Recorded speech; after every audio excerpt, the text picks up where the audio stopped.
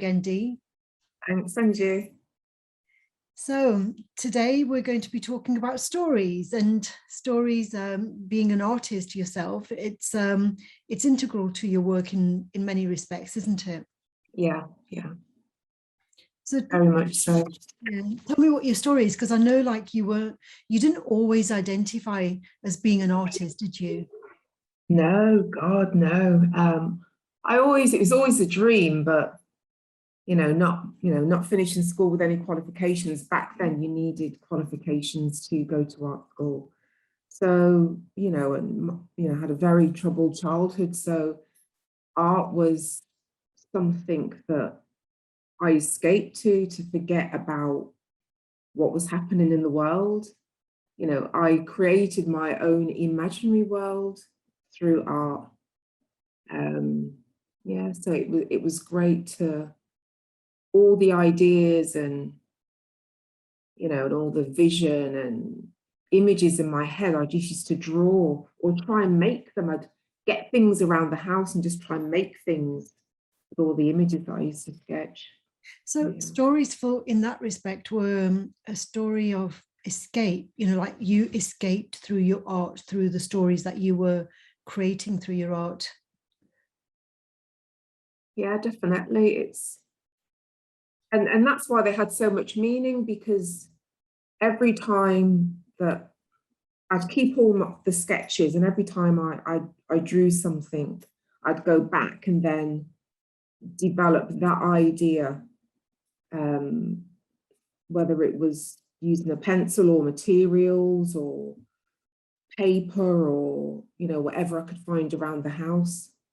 So And it was about making those stories tangible in a sense as well, then, isn't it? So you had an idea, you imagined something, and then you brought in some things that were physical, and you made those visions you constructed those visions through your art. Yeah, definitely. That's what I used to do. Because I'm a very visual person. I like to observe. I like objects and sound as well. So even now, sound, even when I'm typing, I like to hear the sound of the keyboard. So visuals and sound is very important to me. They can spark a memory, they can inspire an idea. They can recap a story or an event or a moment. And sometimes like I said, from the interview I did before, I've got loads of post-its. There's always loads of post-its around the house, because whenever an idea or a memory comes into my mind, I stick it on a post-it so I can see, what the idea is. And from that one post-it, I then see how that idea then develops, whether it's an artwork or even through the artworks, there's stories. They go through journeys. When I look at an original idea, like one that I'm working on at the moment, that idea came like 3 years ago, and it has gone on a huge adventure to what the actual outcome and final product will be now. So and that image has come from loads of experiences that I've had from a teenager to the current day, things that have happened that I've experienced, and that are still happening now. So from that, I've created a piece of art. So yeah, and this one's literally from my childhood. So it's weird, but it isn't weird, because it's an idea. It was an experience. It's things that I felt. They're things that have affected me. And now, like 40, 50 years down the line, I've now produced a piece of work to demonstrate that story, that experience, that feeling. And I suppose that when we create a story out of the experience, we can disassociate ourselves from it in a way that we're able to see the story as like not empowering us, that we are in control of the story in a sense. You know, we've made it something that we can mold and shape according to what is useful to us. Whereas when we are, it's simply the lived experience that can be so overwhelming. And then you put it out there, you know, the story, you kind of, Yeah. you detach from it a little bit to make it more manageable, because it's a story that is traumatic. It becomes more manageable when we can see it outside of ourselves rather than being engrossed in it. Definitely. You know, it was that when I was going through like, because I've got a chronic illness, and I remember the pain being so bad. A friend said to me, express that on paper, express how you were feeling on paper. And I didn't want to do that because I knew it would be painful. I knew all the emotions that that would evoke, because that painting told the story of how I became disabled. That painting displayed all the pain that I had felt over an 8-year period. So it was very difficult to paint, but once I got it out, I just felt so much better. I was able to detach from it and then learn from it and progress and move forward from it. It was literally like therapy. It was like it released me. Mm-hmm. It released a lot of negative energy. And then would you give that painting up? Would you sell that painting? No, You wouldn't? no, Because no. it's I don't even display it. right. Because it's a part of you, isn't it? Yeah, yeah. So all the other pieces that came after that, they've been displayed and they've been sold. But that piece I would never sell, because, yeah, that is so a part of me. Right. It's a part of you, and yet it isn't a part of you, because you've given birth to it, but it's separate. It's a separate entity to yourself, because you can see it, and you can, if you know, you can like paint over it if you wanted to. You can do different things if you want to. So yeah. You become the master of it, rather than it being the master of you and controlling you. You have become the master of it, right? So values then, you know, so stories are inherent in what you do. Tell me about the values. So the value of being an artist, when you left school, you didn't totally identify with being an artist at that point, because you had the limitations of the resources available to you. At what point were you confident enough to say, I am an artist and this is my top priority, this is what I value the most? It wasn't until 2000, 2015, 2016, when I left, well, 2015 when I left teaching, I made that decision to leave teaching and be an artist, even if it wasn't going to be professionally, just to take the time to learn, to develop, to experiment, you know, to have a go, to express myself, to create, to make things, to actually go through a process of starting something and finishing it, and then seeing how I felt about it, and then seeing how others felt about it. And did that have an impact on how you behave? You know, the fact that you have taken this courageous decision to step into the unknown, as it were, into the world of being an artist. And did that shape your behavior? It did, because I then had to kind of wrap myself in a bubble, because I'd left this protected world of academia and professionalism, a field where I had the relevant qualifications, that I was recognized because of it. Whereas coming in as an artist, I hadn't followed the academia way. It was something that, you know, naturally I've always had, and I've just had to develop that. So my experience of other artists or people from the arts establishment was they didn't take me seriously. So I had to have very thick skin, and ignore some of the comments that they made. And I just didn't allow their comments to affect me progressing forward with what I wanted to do.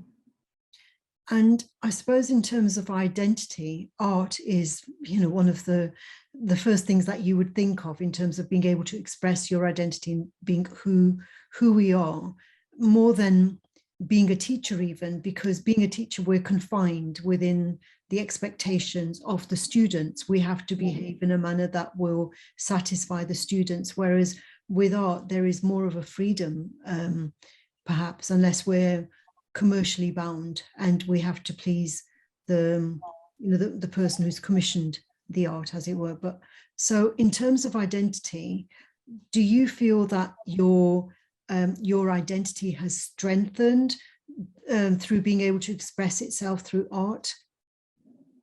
Oh, definitely. Classic was I went to the printers a few weeks ago to collect some artworks, but they were portraiture, and I showed my printer an experimental piece that I'm doing, and it's the next stage of my first collections, Reflections on the Pebbles. So I showed her 2 new pieces. They were just draft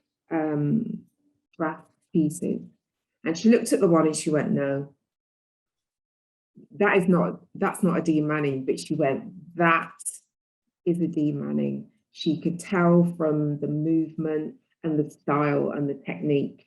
She went, that is your signature mark. So for somebody to be able to identify my work, that was, for me, that felt really good, because with that range, people can see the style that I work in. So it's like your signature, it's like your mark. So that was nice. And yes, you, as an artist, I can be a lot more open, a lot more free. There are no restrictions, and that's one of the advantages that I do have, because when I've spoken to artists that have gone through art school or dropped out of art school, they've said that there was too many restrictions placed on them, or they weren't allowed to be able to do what they really wanted to do. And I thought, that doesn't sound right. How can you be restricted as an artist from expressing yourself and from experimenting? That isn't logical. That doesn't make sense to me. There shouldn't be any barriers or boundaries when you're producing a piece of art. There shouldn't be any boundaries. I suppose the boundaries are imposed by what art is going to sell. And when people do a course in art, very often the reason they're doing a course is because they want to get employment in somehow. That's the dilemma, isn't it? Yeah. Whereas yourself, because you've got a track record, you'd established your career as a teacher, perhaps you have much more of a freedom than you would have had if you were doing this artwork at the age of 18, thinking, how am I going to earn a living? Yeah, definitely. And so in a way, I'm glad that I didn't go through art school, because I probably would have dropped out, because I know how, when I was younger, how independent, and I wouldn't listen to, I know I was like, I wouldn't listen to anybody. So if an art teacher was telling me that I couldn't do something, I know I just would have picked up all my stuff and walked out of the session. So maybe in a way, it's a good thing that I didn't go to art school, and that I've had this time to experiment and develop and find what I want to do. Because even though with the abstract work, it's a technique that I've developed and created, because I've even had arts lecturers asking me, how do you do that? And I think, well, I'm not telling you, because it took me a long time to figure out how to produce that final work, experimenting with the different type of fluidity, mixing down the paints, knowing what mediums and flow improvers to mix with it, and the amounts of water. It took a lot of time to figure out how to create the product the tools, the paint, to then create what I wanted. So it's, you know, in a way that's been my identity, having the freeness to be able to explore any possibility, but at the same time, my work is still a little commercial. You know, it sells, so it's commercial. So I haven't had to go to art school to figure out what's commercial, what's viable, because I've observed other artists, I've listened to other artists' talks, I've read other artists' biographies and books. So I've learned from other artists about what, you know, what to do, how to choose who the demographic is, who the client is, who the market is, and then how to promote that product, you know, to an audience. I've learned all that myself by doing research. Mm-hmm. Yeah. So by being aware of the stories of other artists and the challenges that they're faced, and it's all within a context, isn't it? That the artists that you have read about, you can learn from them. That's the power of a story, that you can learn from those stories, even though their stories were unique to them. Your story is never going to be exactly the same as theirs. Yeah. Not even going to be similar to theirs, because you are in a different context. You are a different identity, and everything needs to stem from who are you. And I know an artist in Edmonton, Canada. He said for a long time he was mimicking other artists that he admired. He was mimicking their work. He was, you know, it was his own work, but it was very similar to the style of these others that he admired. And he's of Indigenous Canadian origin. And he said it was only when he started to express his own identity, as in his culture, his native culture, through his art, that his images became so powerful and so distinct and so unique. That's when they started to sell, when he gave up all of the, you know, the other stuff that, you know, even though it might have taken him years and years and years to develop those techniques, it was the technique that stemmed from, that simply arose from his identity. That's what people wanted to buy. Yeah, it was unique. Yeah, I mean, and that's the thing, because I watch loads of artists, like younger artists, on Instagram and on YouTube, and all they're doing is copying other artists. Yes, they're getting hundreds of thousands of views, but I think I wouldn't buy your work, because all you're doing is copying somebody else's style. If I'm going to be spending my hard-earned cash, I'm going to be buying something that's unique. And I think that's why my first collection sold so well, because nobody had really seen anything like that. Some people say, oh, it reminds me of this artist or that artist. But, you know, nobody, and some people said it was abstract, some people said it was fine art, some people said it was contemporary. They couldn't put it into a box. And that's what I loved about it, because I didn't mimic anybody. I used nature. You know, the sea and pebbles were my inspiration. I took my inspiration from nature and I developed it, because I've still got the original sketches, the original first paintings I did of the collection. And again, that was a journey, that my story was going to Brighton and seeing how the waves moved over the pebbles, the bubbles that it formed, the movement, the ripples, you know, how, and that really affected me. So I then tried to create that with paint, but in a different form, because I didn't want it to look exactly the same. I wanted it to be how my imagination created it. So that's how it was new to the audience, because even though to me it was the sea dancing over pebbles, the audience saw different things. You know, some people a gynecologist came and he saw embryos, and then there was one person that saw faces, and then, you know, so different people were seeing different things, and that is the beauty of art. Everybody sees something differently. We don't all see something the same way. It stimulates and awakens something in everybody in a different way. And that's what that collection did. And for me, that was quite overwhelming to hear the feedback and the response. And then when people were buying, because I did them in different colors, people were buying it because I remember that from one of the last meet the artist that I did, the client said, I bought this because of this. She just had one section of that painting. I bought this because, and she was explaining what it meant to her, and I was like, it just blew me away that was the impact that image had on her, you know. That's powerful. Yes, absolutely. And that's because every piece of art tells its own story. Mm-hmm. Yeah. Oh, definitely. You know, and that's what it was, because every time with each one of the reflections on the pebbles, it was all about moods.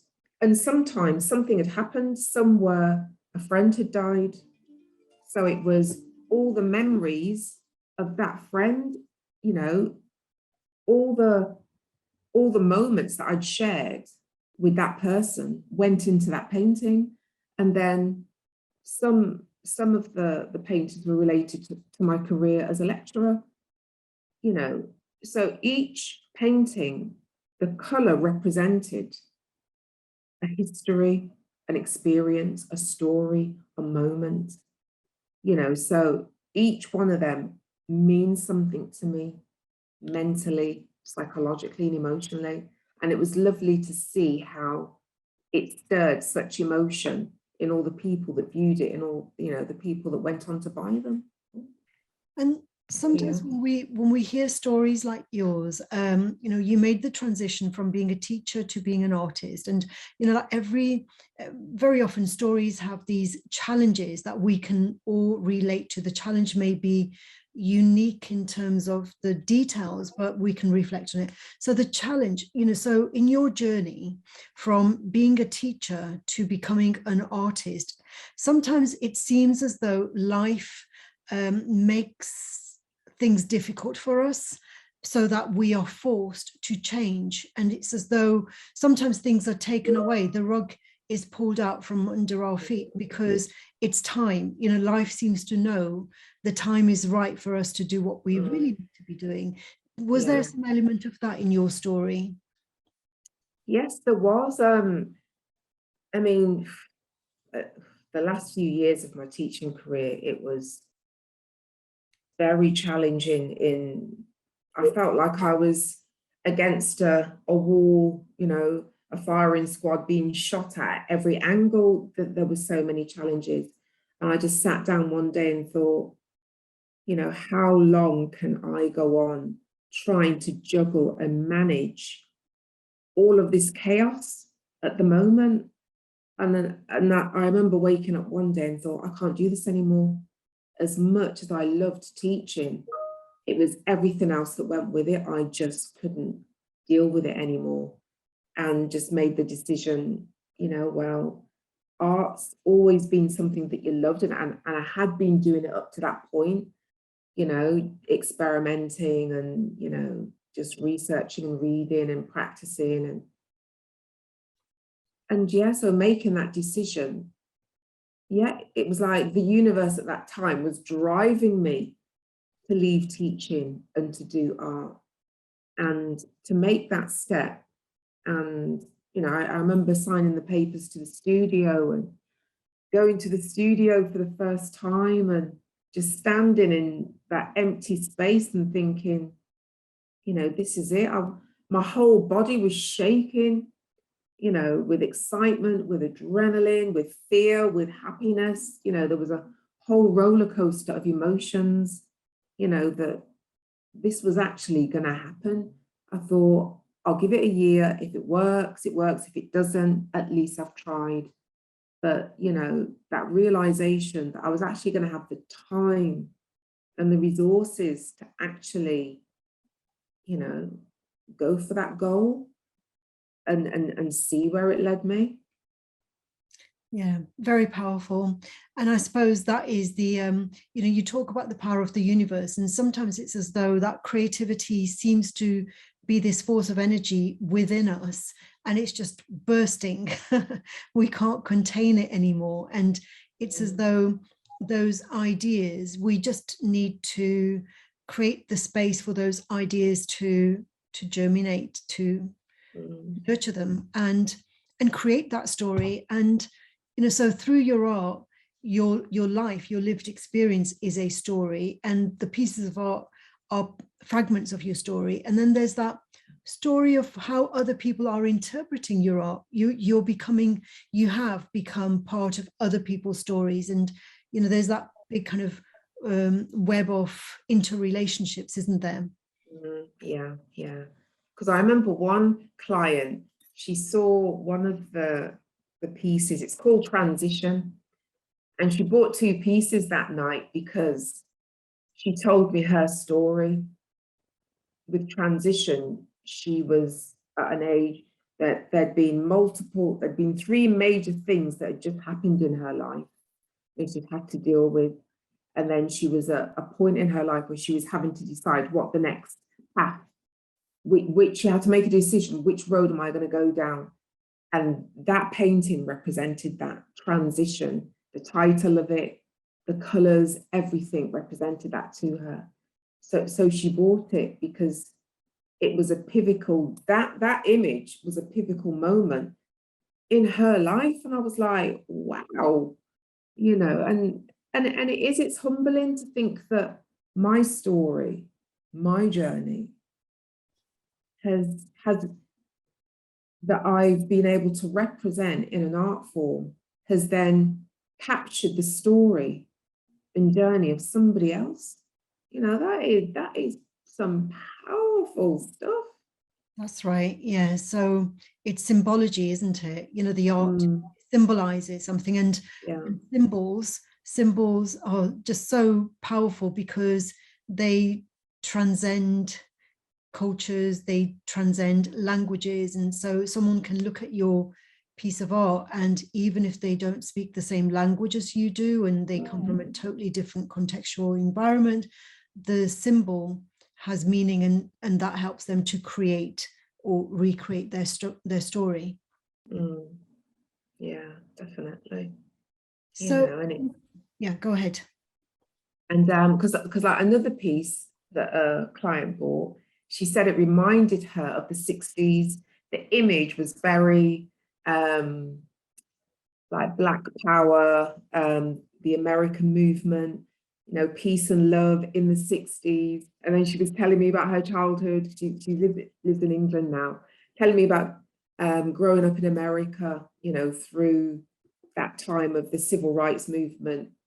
And for her to say that one of my images captured that for her was like, and that to me, that's what I was trying to represent. But for somebody to actually get that and felt that and then purchased it, it was like that was validation, and that really meant something to me. That yes, I can relay an emotion, I can relay a moment from my childhood, but make a visual image, a more modern image that can relate back to the past. So I was really pleased with that outcome. Yeah, and in that respect, every piece of art that you create is a form of activism because it triggers a response. Yeah, you know, it may be a response that you're not aware of, but it triggers a response. Yeah. Like, for example, the George Floyd, you know, the face of George Floyd, you know, the image that we have, it triggers a response. For anyone who knows what that image is associated with, it will trigger a response. definitely. Because I'm working on a piece at the moment. I've only told a few people, and it's about what happened after the Euros with the 3 Black footballers. And when I told them the context of it, they were like, that is gonna be so controversial. And I thought, you know what? I've been listening to a lot of Nina Simone, and one of her statements is, as an artist, sometimes we have to reflect the current times, whether that's politically or whatever. And I think, you know, it's the image that I'm going to do and the title of it, because the title is something that whenever I used to raise the issue of prejudice against me, it was a statement that people would respond to me.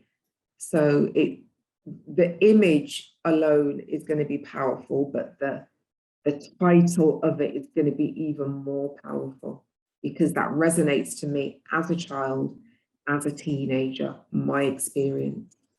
So yeah. I'm looking forward to seeing that. I'm looking forward to seeing that. So in terms of the mystery then, because we know stories are powerful, we know stories influence others, we know, you know, so much about the impact of stories. What is it that we don't know? What is it that we need to be exploring about creativity in stories? I think with the mystery in stories is that stories can be fictional or factional. It's our most innermost consciousness, our emotions. It's a play on things, and then it's how the audience receives it. So in terms of stories and creativity, if you go back in history, stories would be created, and then somebody would then change or manipulate that story for whatever their agenda was. And from that, there'd be division. And that's what I love about art. There's division, because some people, you can have a whole group of people looking at an artwork. Half of them are going to like it, half of them aren't going to like it. So that division causes discussion.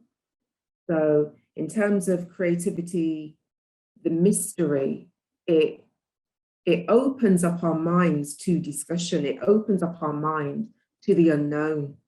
It makes us challenge things. It makes us question things. And that's a good thing, because by questioning and challenging and causing and creating discussion, we inspire people, we motivate them to come up with ideas, to come up with solutions, to, you know, to try and develop and grow things and make things better, create a more unique artwork, create a more unique piece of literature, create a more unique piece of music. That's the mystery of the relationship, I think, of creativity, culture, and what's the other one? Creativity, Stories, culture. yeah, the stories, yeah. The relationship between stories, yeah. You know, so because one person could read a story, 10 people could read a story, and then they could all have 10 very different views on that story, or how that story could affect them all very differently. They're not all going to have the same opinion, that they're not all going to experience the contents, the journey, the characters, the tales, the description, you know, the start, the middle, the ending. Everyone's going to have a totally different take on that story. And that's the beautiful thing about it, because like I said, it opens up so many discussions, new thoughts, new ideas, new innovations, new creations. Yeah, and living in the West Midlands, like we we're part of a very diverse society here, and we don't. I don't believe that I know as much as I need to know about those that I live with in my own locality. You know, it's like I know a lot about. You know, we've read the classics. We've read, you know, Shakespeare. We've read the Brontes, and we've read Charles Dickens. We know that it's almost as though we know more about the past culture rather than the contemporary culture. And contemporary culture is like, it's even more exciting than what happened before, you know, because there's just so much richness and diversity rather than like a particular limited narrow point of view of like what's going on, because a lot of the classics were written by people who, the fact that they could write meant they had some sort of privilege, you know. Otherwise they wouldn't have had the time and the reason. I know some of them wrote and they were very poor, but nevertheless they did manage to write, whereas the majority of people nowadays, it's much easier for us to write and to be artists, and it's not a privilege which is limited only to the elite nowadays, right? We don't have to be elite to be writers, to be artists, to be storytellers. But I think that to be able to do it I would love to be able to do it full time, but I haven't got the financial resources. So in that sense, you do have to be elite. You have to have somebody who is financially bankrolling you, paying your rent, your mortgage, your utility bills, buying your clothes, because otherwise you'd be homeless. So I still think art is an elite. Art is an activity, a recreation for, you know, still for the rich. I mean, I'm lucky that because I work full time, I have my birthday present to myself each year is Tate membership, and I go, you know, to the Tate once a month. I go to both galleries plus other galleries in London, because that is me going to art school. That is me learning my art history, because I go to the exhibitions, I look and I study the works, I study each the brush strokes, I look at the brush strokes, I look at the textures, I look at the layers, I'm looking at the style. You know, I've got that many catalogues that half of them I still haven't read. You know, so this is now my story. I am now, to me, I'm now going to art school, but I'm doing it myself. So, and I'm learning about all these amazing artists. And, you know, in a way, maybe it is a good thing that I'm doing it now, because a lot of the Black artists that I now know about, the British arts establishment didn't cover them, wouldn't cover them, would not allow them representation in any of the galleries in Great Britain. So I wouldn't have known about all these brilliant Black, Asian, you know, Eastern European artists that I know about now. It's only because I can afford to go to art galleries. I'm watching programs on the TV, on YouTube, you know, wherever I can access, or friends will send me a link, check out this artist. And I'm reading and discovering, you know, and even about, you know, my own history, about Jamaican arts history and African arts history. And I'm discovering that the context that they display African art in some of the British museums is a lie. Even the curators have got it wrong with the information that they're displaying. And I'm like, it's just a travesty that these so-called professionals can't even be bothered to do the research on some of the artifacts that they're displaying. You know, so it's, so yeah, for me, I'm learning. My story as an artist is is just beginning, because now I'm learning, for me, about real art history, not all the so-called great masters that just painted portraits of the rich and wealthy. I'm not interested in that art.